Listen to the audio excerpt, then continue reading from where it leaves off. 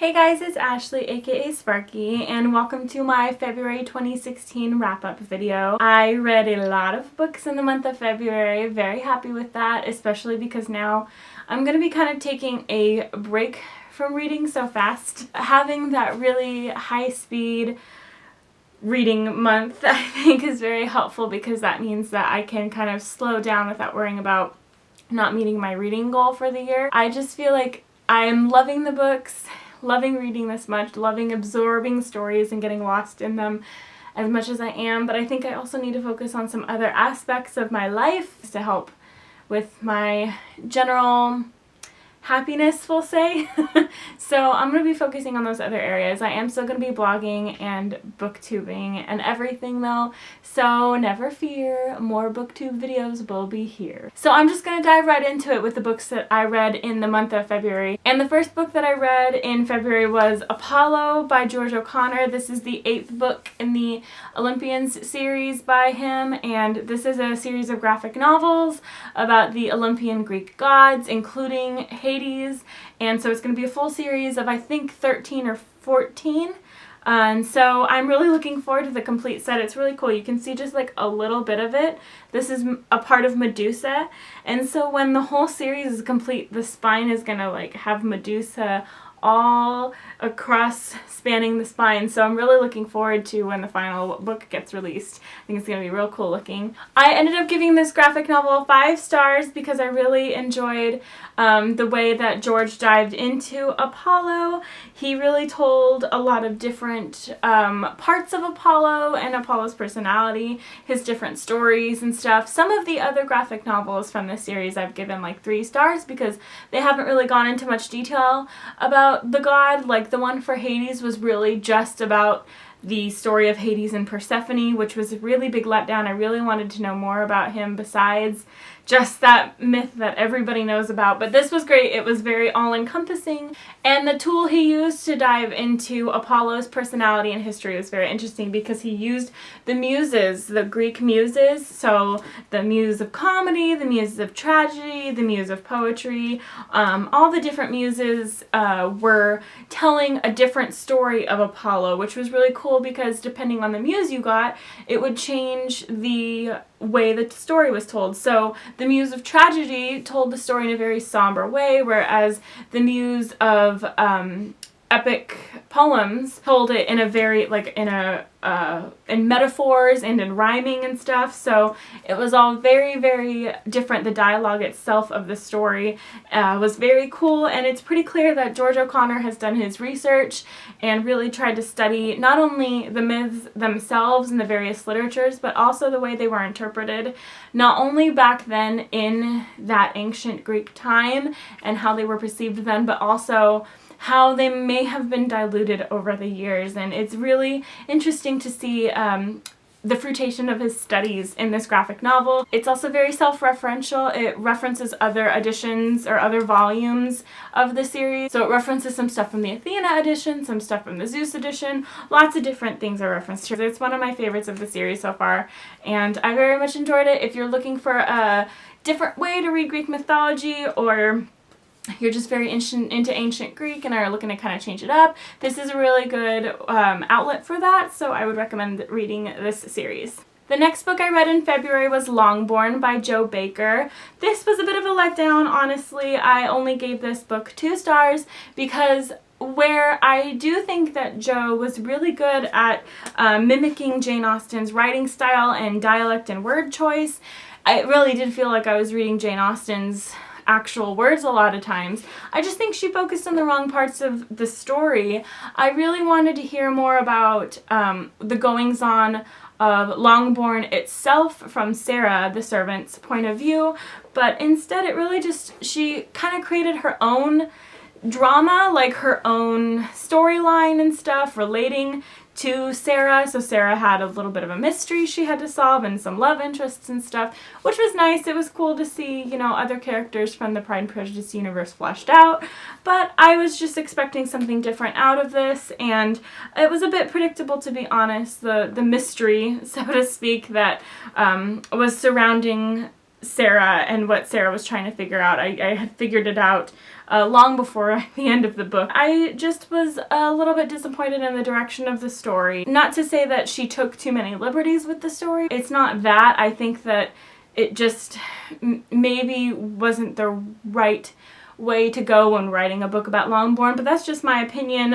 Like I said, it was still very well, you know, Jane Austen like. She's clearly an Austenite and has really honed in on that, but the story was just very, very much lacking. So I ended up giving this 2 stars. This was the final book I read, technically for January, which was my January month that I deemed it for myself. So this was the final book that I read for January, and I ended up finishing it in early February instead of January.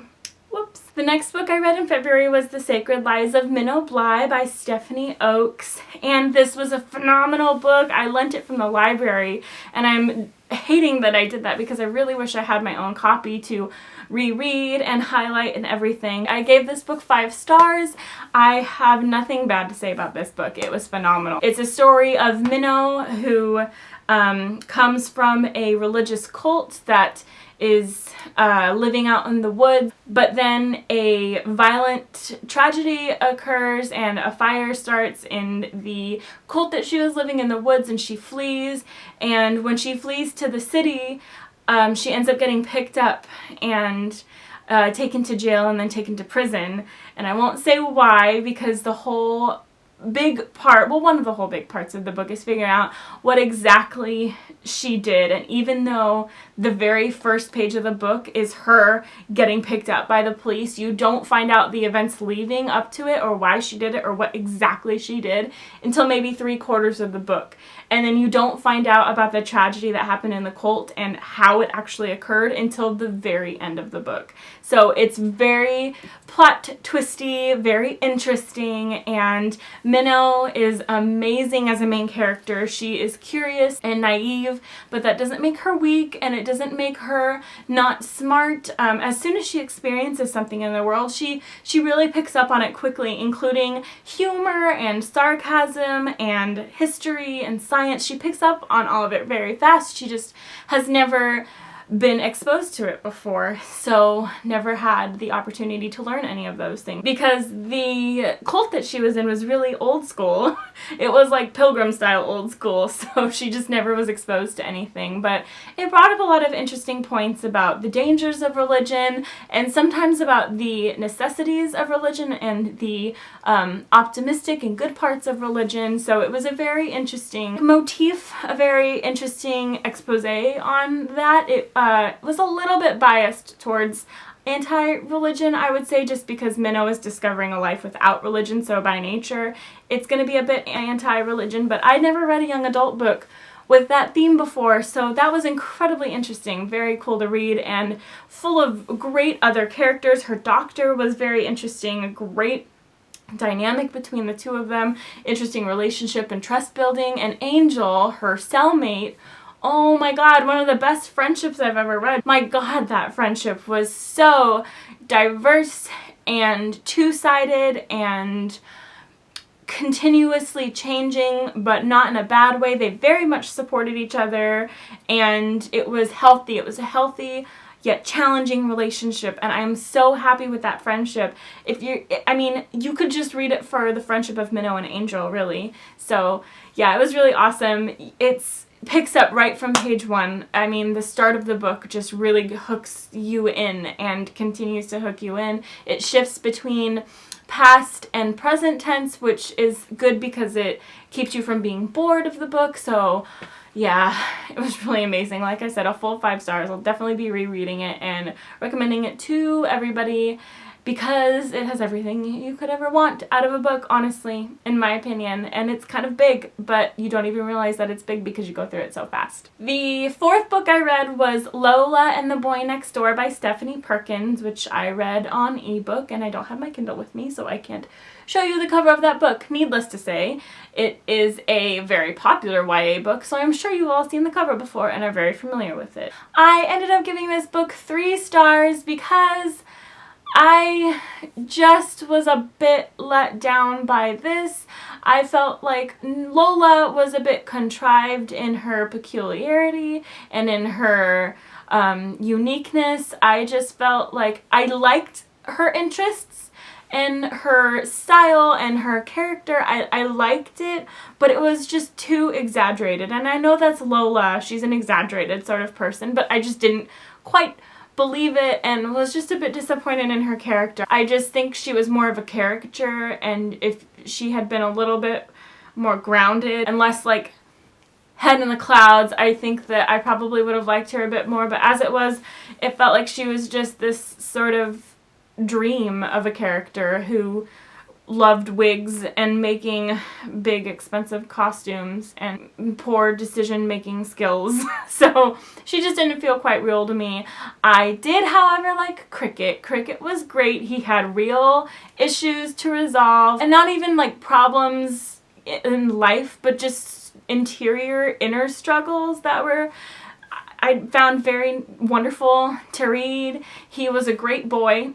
He's a great male lead character. I really liked how he treated Lola, and I liked that he was very patient with her, but at the same time independent. He both loved her, and you could tell he loved her without sacrificing himself. So he put her, you know, as a high priority, but he still got his homework done when he wanted to. He did what he wanted to in the book, and that was really nice to read. He wasn't completely like head over heels for her, which, you know, it's nice to read a love story, but sometimes I want them to have their own damn purpose in life. I also liked, surprisingly, the inclusion of Anna and St. Clair. I did not think I was gonna like that because I cannot stand Anna, however you say her name, as a character, or St. Clair. Don't really like either of them, but it was really cool to have Stephanie Perkins, you know, have her own little universe and have these characters continue to run into each other. It was, you know, it's nice. The next book I read was Isla and the Happily Ever After, also by Stephanie Perkins. This was a library loan, so I don't have my own copy of it. This was my favorite of the Anna and the French Kiss books. I gave this book 4 stars, and it is really due to Isla and Josh. I really like them as a couple. They were my favorite of the 3 couples, and I really like them individually too. They were my favorite male and female leads respectively. I liked Isla and her issues with having a purpose in her future and her studies, and how she didn't feel worthy and was constantly second-guessing herself. And same with Josh. Josh was also second-guessing himself and struggling to find his identity among his friends and among Isla and among his family. So I did think that was interesting, and I really liked Josh's dedication to art and his memoir of his life as a comic book. I thought that was really cool. They just had a lot of really great lines about love and about loving each other, and I really enjoyed watching their relationship progress. It happened really fast, to be honest. It seemed like their relationship just went through all the stages super, super quick. Like, before you knew it, they were making out and taking trips together and crap. And that was really crazy to me, but at the same time I believed it because, you know, they're in senior year and they've known each other for a while, and they're going to school, you know, off in a different country without their parents, so they're a little bit more mature, so it makes sense that their relationship would go pretty quickly. So as crazy as it was still pretty believable, honestly. They clicked. I think that's what it was at the core, is that they clicked together, so it makes sense that they would find their way through their relationship pretty easily, but they still had their issues with each other, and I think that was a believable way for them to have conflict, you know, their issues with discovering themselves. You don't really know how to be in a relationship until you know yourself well, and I think that was what the core of their relationship problems were, and it was written very well, in my opinion. This was the best written book. I liked the characters the best. Again, I didn't find them despicable or unbelievable in any way, so it was a pretty low bar to have to meet, because I really didn't like Anna or Lola or St. Clair very much, as I just said like 5 minutes ago. So not to beat a dead horse or anything, but yeah, that's my honest opinion on that series. The 6th book I read was You're Never Weird on the Internet by Felicia Day. I read this in audiobook, and Felicia Day herself narrates the audiobook. I gave this 5 stars. It was a wonderful, wonderful book, and I'm glad I did the audiobook instead of the physical book, because Felicia, one, it's cool to hear about a personal story, you know, a biography, and have it read out loud, because then all the anecdotes and stories of the life that they've led and, you know, all their past experiences is fleshed out a little bit more, or just, you know, springs to life a little bit better because it's read out loud. And also it was cool to have Felicia herself read it, because all of the inflections and funny voices, and her voice itself has kind of a lisp, so it was really gave it this incredibly individual character, you know, to have her read these anecdotes about her from her voice. So that was just, I loved it. And it was also a good combination of like self-help and true honesty about herself and funny anecdotes. So there was a little bit of everything in it.